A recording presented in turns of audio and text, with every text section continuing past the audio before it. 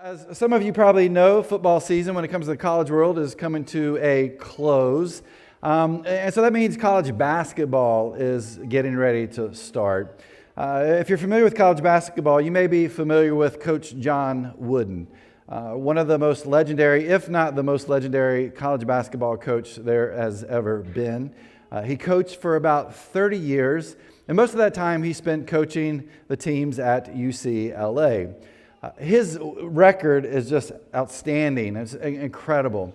His teams, over the course of his years of coaching, won over 80% of their games they played. 4 of his teams at UCLA never lost a game on those particular seasons. And at one point, his teams at UCLA won 88 consecutive games in a row.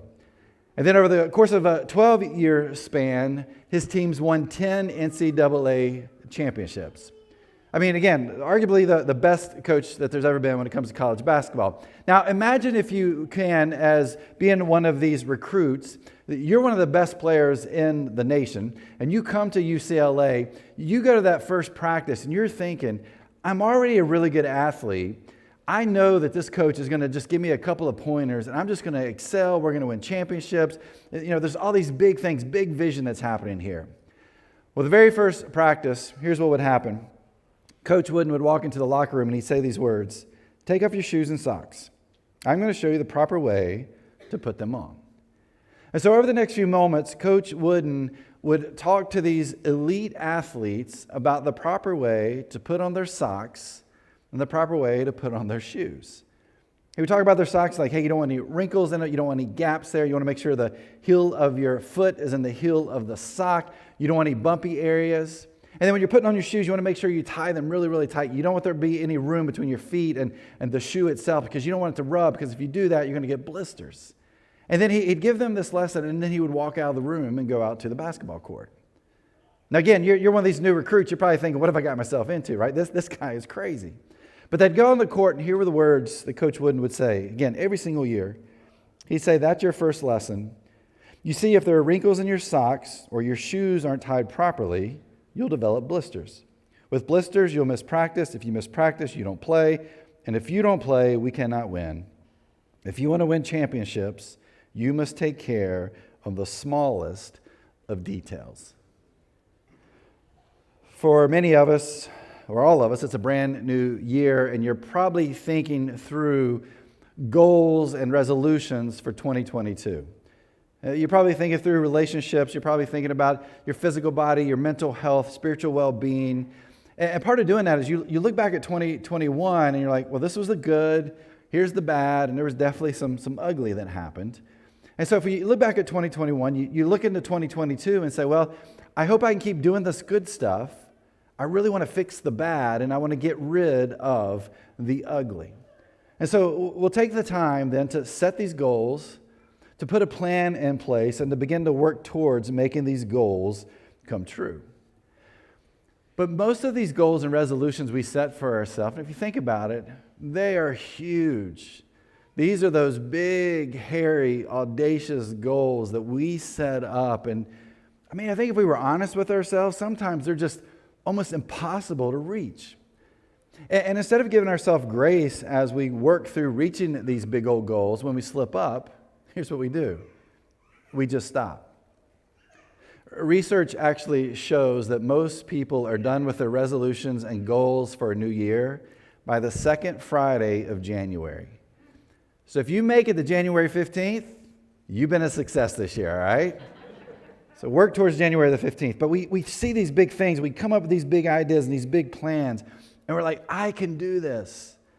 And so let's talk about weight loss, because that tends to be one that so many people focus on. And so you're like, I'm going to lose 25 pounds. And so you're like, I'm just going all in. And like you don't eat. And then you work out like 6 hours a day. And you can't figure out why you're tired and worn out and can't function. It's like, I got this big old goal. I want to make this happen. And I'm going to make it happen in 2 weeks. Well, that's not the way this works. We know what the reality is. If we want to reach those goals that we have, if we want to make these resolutions come true, it's not going all in from the very beginning. It's those small things that we do, the small details that we think about that can make the biggest difference that we're looking for in our life. And so that's why we began a brand new series today called Bless. Because sometimes when we think about this idea of blessing other people, it's kind of like goals and resolutions. We think in these big ways. We think about these big events that we can do. And we think about these big volunteer opportunities that are out there. We think so huge. We think if we do these big things, it's going to change the world. Now, as a church, we do some big events. We do have some opportunities that are volunteer-oriented, that are big. But in the big scheme of things, those big things aren't really what changed the world. What changes the world and what changes people's lives come from the small things, the small details that you and I focus on a daily basis. And so as we begin this brand new year, as we begin 2022, I'm going to challenge us to take some small steps in our life that honestly will make a huge, big difference in the lives of others. And if we take these steps, it's going to have the power to impact and influence families and friends, our offices, our community, this church, and our world. And so as we head into this brand new year, here's this question that I want to throw out. I'm going to be asking some questions and answering them all day today, but here's this main question for us to focus on this year. What if 2022 was all about you and me blessing the lives of others? What if that was our year? Now, the question, though, is why would we even do this? Well, this actually goes back all the way to the book of Genesis. In the very first book in the Old Testament, we read these words from God to a guy whose name is Abram. His name was changed to Abraham a little bit later. But we read this in Genesis chapter 12, starting with verse 1. It says, "The Lord had said to Abram, 'Leave your native country, your relatives, and your father's family, and go to the land that I will show you. I will make you into a great nation. I will bless you and make you famous, and you will be a blessing to others. I will bless those who bless you and curse those who treat you with contempt. All the families on earth will be blessed through you.'" In a few short verses here, we see this word bless 5 times, and it actually culminates in these 4 blessings that God gives to Abraham. Now, we're not going to spend any time talking about those first 3 blessings that are there, because those first 3 blessings, they're all for Abraham specifically. And we're actually going to talk more about those in a few series. We've got a plan to look through the life of Abraham and kind of see what we can learn from him. So I'm not going to talk about those today, but I want to focus on that last blessing. That last thing that God says to Abraham. He says, all the families on earth will be blessed through you. Because that blessing that God gives to Abraham is not just for Abraham. That is a blessing that still is blessing your life and my life today, because that last blessing right there is all about Jesus. It's all about Jesus being sent by God to this earth for all of humanity. And so this blessing is told to Abraham, but it's meant for you and for me today. Which means if we can understand that that blessing is for us, then we should be living this life that is blessing the lives of others. But you may be wondering, okay, what does this mean? What is this blessing towards other people? What does this look like? I mean, how do we kind of live this out? What's sort of the idea behind this? Well, I love what happens in Matthew chapter 22. Starting with verse 34, it says, "But when the Pharisees heard that he had silenced the Sadducees with his reply, they met together to question him again." They're talking about Jesus here.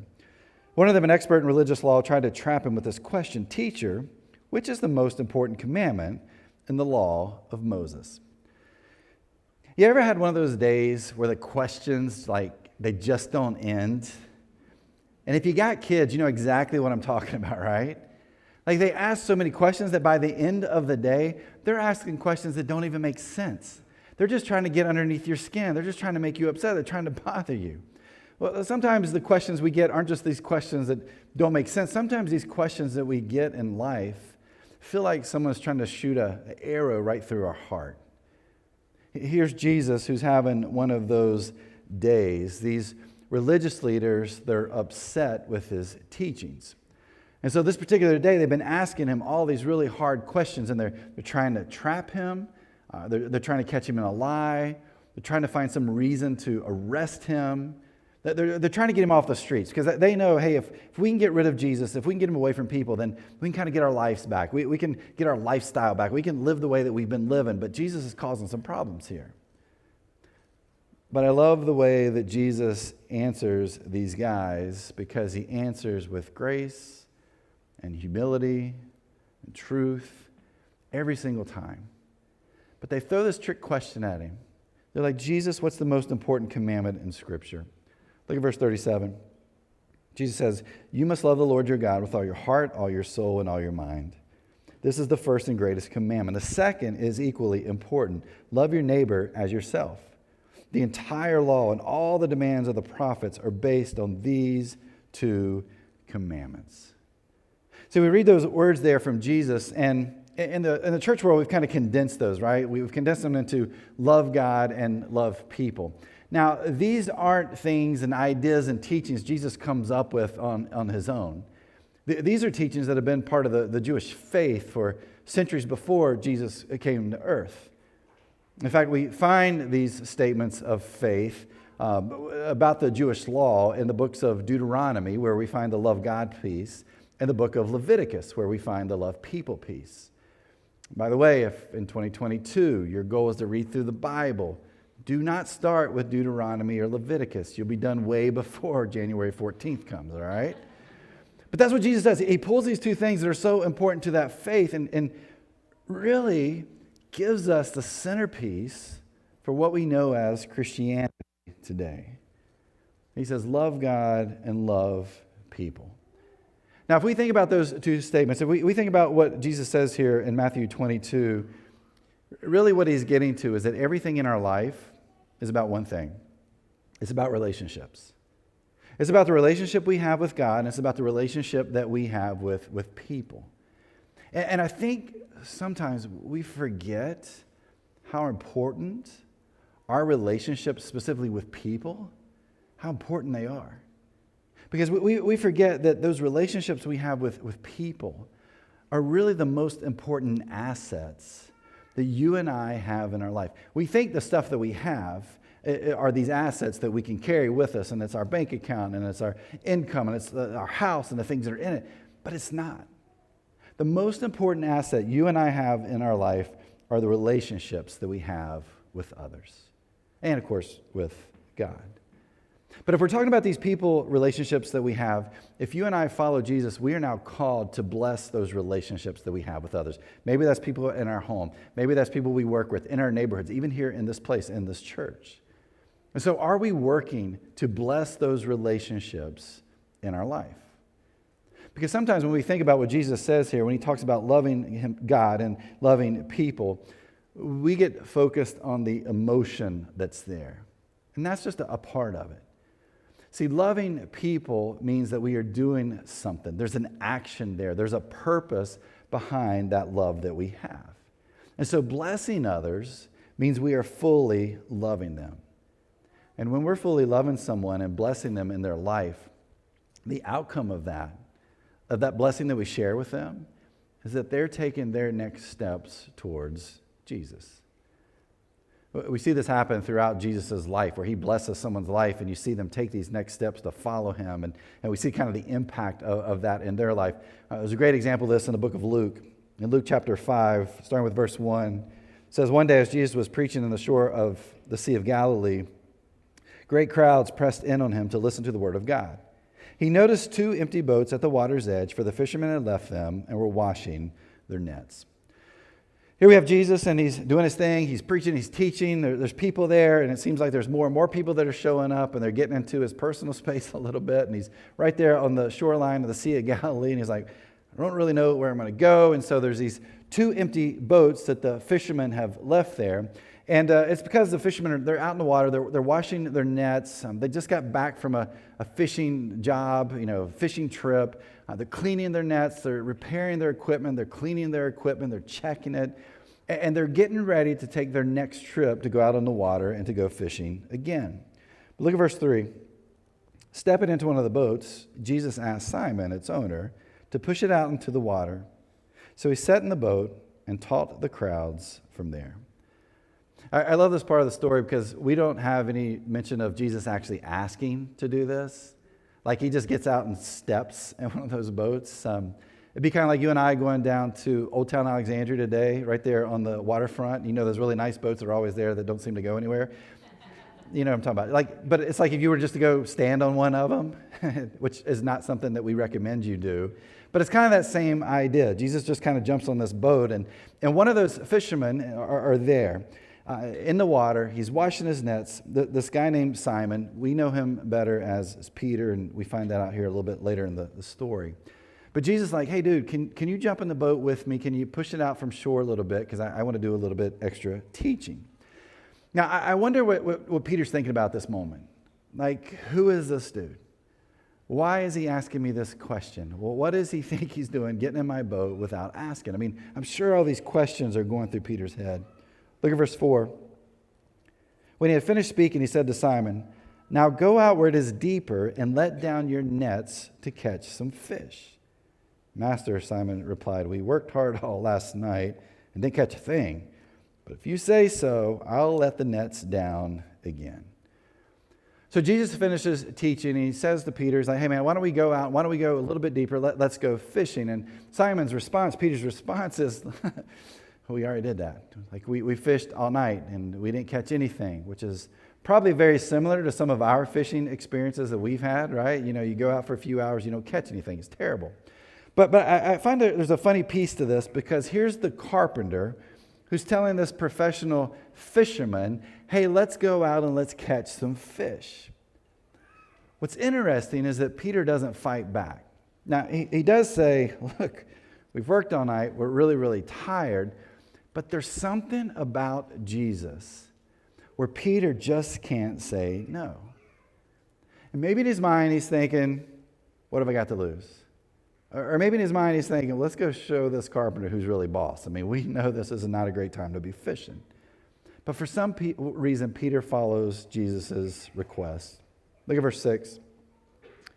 And this time their nets were so full of fish they began to tear. A shout for help brought their partners in the other boat, and soon both boats were filled with fish and on the verge of sinking. So they go out, they drop their nets on this one boat, and it's so full of fish, they can't even bring them all in the boat. Their boat's starting to sink. They call the other boat in. The other boat comes in. There's so much fish, that one begins to sink. I mean, this is an abnormal amount of fish that are being caught here. Verse 8, when Simon Peter realized what had happened, he fell to his knees before Jesus and said, "Oh Lord, please leave me. I'm such a sinful man." For he was awestruck by the number of fish they had caught, as were the others with him. His partners James and John, the sons of Zebedee, were also amazed. Jesus replied to Simon, "Don't be afraid. From now on you'll be fishing for people." And as soon as they landed, they left everything and followed Jesus. Peter can't believe what he has just experienced. And it says here that he falls on his knees in front of Jesus and is just like, I'm not worthy. And then it says that his business partners, they see and get to experience this miracle, and they're amazed at what happened. And I find it interesting, too, that Jesus says, don't be afraid, right? It goes back to what we talked about in our series over the Christmas holidays about the one. When the shepherds were there and the angel came and was like, hey, don't be afraid. Jesus uses that same phrase here, but he says, don't be afraid, but here's what I want you to do. I want you to leave your profession. I want you to leave your livelihood. I want you to leave everything, and I want you to follow me. And as we look at this event here, we find that that's exactly what they did. They left everything to follow Jesus. Now, you're probably sitting there right now and you're thinking to yourself, okay, but what does this have to do with me blessing the lives of other people? Well, if you look here at what takes place and what we see, Jesus blesses Peter with something tangible, with these fish. And through that blessing, Peter gets the opportunity to see Jesus at work. He gets an opportunity to say, hey, this Jesus guy, he's real. Now, it's possible Peter knew Jesus on some level. Maybe it was by name, reputation. Maybe they had crossed paths, which is probably probable based on where this is and where Jesus kind of hung out. But I'm guessing when Jesus jumped into that boat, Peter already has some inclination that something's happening. Now, of course, Peter's there, and there's all these people who are listening to Jesus teach. And so that may have been a part of it. But there's these questions that he probably has about Jesus. He's wondering about Jesus. And once Jesus blesses Peter, Peter is willing to leave everything to follow Jesus.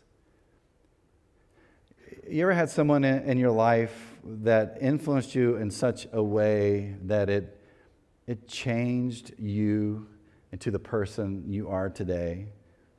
And I mean that in a good way. That you are who you are today because someone invested in you and influenced you in such a way that you are the person you are today. Maybe they influenced you to go to a particular college. It changed your life. Maybe it's the job that you have. Maybe it's a dating relationship, your marriage, whatever it may be. But there's someone who invested in you in such a way that you are a different person. You are a better person today because of that person investing in your life. For those of us that are followers of Christ, you are probably a follower of Jesus today because of the relationship that you had with someone else in your life. Rarely does someone come to follow Jesus on their own. It happens, but most of the time it's because of this relationship that you have with someone else in your life. It was a family member, it was a friend, it was a teacher, it was a coach, it was a coworker, it was a neighbor. There was something about this relationship that you had with someone else that changed you to the point of where you got to this place like, hey, I want to follow Jesus now. And maybe the biggest thing was you didn't hear from them, hey, what can I get from you? Right? Because that seems to be what life is. It's what can I get from you? What can I get out of you? They live this life that seemed to be asking this question, hey, how can I bless you in your life? And because of that, you are a different person today. They understood what God was telling Abraham when he said, hey, I'm going to bless all people through you. And they understand who Jesus is, and they follow Jesus, and they understood that their role in life was now to bless others around them. Because that's what we see happening with Peter here. Peter's blessed by Jesus, and he leaves everything to follow Jesus. But what does Peter do with that? Does he hold on to it? Does he hide it? Does he say, hey, thanks for that blessing, I'm good?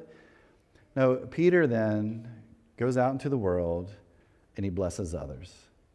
Because if we go and we look at the book of Acts, we look at the history of the start of the church, that's what we see over and over and over again. We see Peter blessing the lives of others.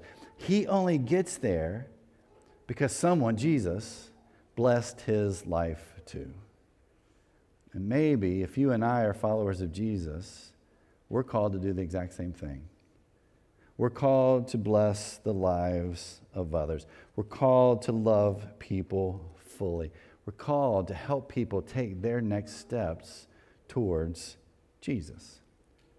But here's what I know. There's always things that keep us from being people who bless people. For instance, I think for some of us, we make lots of excuses. My first job was before I decided to go into ministry, I was in the insurance industry. And every single Monday morning at 7:30 a.m., we had sort of a metrics meeting. And when I first started, I would go to those meetings, and if I didn't reach my numbers, the district manager there, he'd ask me why. And I'd give him excuses. You name it, I probably used that excuse. And part of that was I was very young. Another part of that, I was really scared of this particular guy. But one day, he just said, all right, he said, stop for a moment. And he's like, I just want to give you some good words of advice, Chad. And I was like, oh yeah, what is this? But I can't actually share those with you because of the words he used, all right? Because of the setting we're in. I'll let you figure it out. But here was what his point was. His point was, everyone has excuses. We use excuses a lot in our life of why we didn't finish the work, why we didn't start the work, why we're late, why we didn't do our homework, why we didn't make that call, why we didn't respond to that text message. I mean, we're really good at making excuses in life in general. And I think sometimes we're really good at making excuses when it comes to blessing other people. And very often the reason that we say we can't bless someone else's life is because my schedule, my time is so taken. I'm too busy. I'm working long hours. Our kids have crazy schedules. I'm overwhelmed with life. And so I don't have any time to bless the lives of others. And so over and over, we make these excuses of why we can't bless other people. But then for others of us, it may not be that we're making excuses. It may be that we live in this world of me. If you go back to those goals and resolutions that you've set for 2022, and you were to think about whatever your list may look like, how many of those are focused on you? Probably almost every single one, if not every single one. And probably quite a bit of those are about your physical body or your mental well-being. Maybe you threw in a couple of spiritual goals this year. But as you think about all these things, you're like, here's the things that I want to change about me. And don't get me wrong, those are important. We should be focused on areas of our life that we're changing and we're doing better in. But God didn't call us to live in our me world. God called us to live in the world that we're part of, in this we world. And our lives are supposed to be about sharing the blessing of Jesus with the world we live in. Again, I'm not saying we shouldn't focus on these areas in our life. What I'm saying is, what would it look like for us to add to our goals in 2022 to be a blessing to others? Now, you may be wondering, why is this important? Well, I think there's no better time than right now to be a group of people who are blessing the lives of others. Because over the holidays, if you've had conversations with family members or friends, co-workers, neighbors, you are probably hearing a lot of the same things that I hear, that people are struggling. That when you begin to have conversations with people and ask how they're really doing, you're going to find out people are struggling when it comes to their mental health, that there's financial concerns, that relationships are fractured, that marriages are crumbling. Like, there's a lot of brokenness in our world. And in this brokenness, it feels like there's so little that people are putting their faith and trust in. And you know what those friends and family members and co-workers and neighbors are looking for? They're looking for something they can hope in. They're looking for something they can put their trust in. And it could be that your relationship with someone in your life is the catalyst for change that they need right now, which means that you and I, if we say we follow Jesus, we understand that blessing that we've been given, and we're living our life on purpose. And this year, we are doing all we can to bless others. But who are these people that we're blessing? Well, it just depends on who you are and which relationships you have that you're committed to, that are important to you. For some of you, it may be the one. We talked about this in our series during Christmas. We said, who are the people in your life, or who's the one person in your life that you know that's far from Jesus? And you want to do everything you can to reach them, to let them know who Jesus is. Who is that person? We invited you to let us know who your one was. And at the end of that series, we have 150 names that you have given us that you're praying for, and that as a staff and as leaders, we're praying for God to do incredible stuff. Maybe the person you're supposed to be blessing this year is your one. Maybe it's your neighbor. They've had a tough couple of years. They're broken. They're struggling. They need you to bless them. Maybe it's someone you work with. It's a coworker, and their marriage needs help, and it's on life support, and they just need to feel heard. They need somebody who can be there for them. Maybe that's the person you're supposed to bless here in 2022. Maybe it's people in this church. Because here's the deal. Sometimes we can think about blessing, and we think about blessing others outside this place. Hey, if we don't know how to bless each other in this place, well, we can't bless people outside these walls. And so it may be people in this church. Maybe somebody in your neighborhood group. If you're in one of our groups, maybe it's someone in there. You're like, oh, you know what? I know that I'm supposed to be blessing that person. But all of us have a person, or maybe a couple of people that are in our life. 2022 may be the year that we need to bless them. And by the way, we don't do this alone. We do this as a church community. We're in this together. But here's the best part of all this. When we have understood what that blessing is that God gave to Abraham, and we understand that we've been blessed by Jesus and we follow Christ, and when we let Jesus lead us into these relationships and these moments where we can bless other people, there's really no stopping what we can do. Jesus gives us insights into that in John chapter 15. He says, yes, I am the vine, you are the branches. Those who remain in me and I in them will produce much fruit. For apart from me, you can do nothing. Anyone who does not remain in me is thrown away like a useless branch and withers. Such branches are gathered into a pile to be burned. But if you remain in me and my words remain in you, you may ask for anything you want, and it will be granted. When you produce much fruit, you are my true disciples. This brings great glory to my Father. What if this year Jesus was at the center of our life? And what if this year we said, hey, the relationship I have with God and with Jesus is so important. I'm going to do everything I can to follow Jesus, and I want to do it in such a way that I can bless and love the people around us. Because if you and I do that, if we can focus on those most important assets, those relationships we have with Christ, the relationships we have with people, as Jesus says, the fruit that's going to be produced are changed lives and people that you and I care for and we love. Because we're spending our time blessing them. We're taking the time to invest in each one of them. And so over the next 5 weeks, we're going to look at these small things that we can do, these small details that we can do on a daily basis, that in the end, if we put these into practice, if we use these to bless other people, it's going to make a huge difference. It's going to make a huge difference in your life. It's going to make a huge difference in my life. It's going to make a huge difference in this person who we care about and we love and we know. Again, whoever that person may be, whoever those people may be. But it begins by us understanding that if we follow Jesus, man, we have been incredibly blessed. And now it's our turn to bless the lives of others. And over these 5 weeks, we're going to talk about these specific small things that we can begin to do now to see that fruit that Jesus talks about here in John.